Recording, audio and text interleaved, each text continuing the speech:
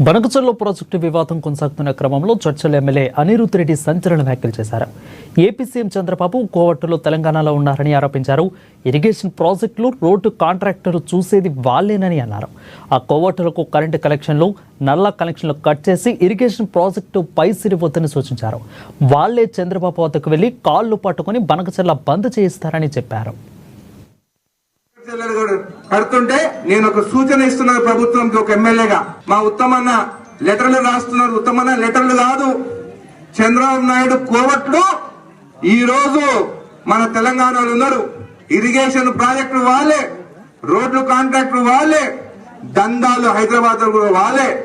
ఆ కోవట్లకి మొత్తం నల్ల కనెక్షన్ కట్ చేయండి, కరెంట్ కనెక్షన్ కట్ చేయండి, ఇరిగేషన్ ప్రాజెక్టులు ఒక్క రూపాయి లేకుండా వాళ్ళని కట్ చేయండి.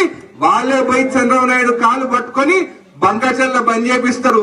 మనం ఊకే మంచిగా మాట్లాడుతుంటే ఆ ఆంధ్రోలు మనం మాటలు వినరు. కాబట్టి ఈ పని చేయండి, బంకచర్ల వారం రోజులు బంద్ అవుతుంది.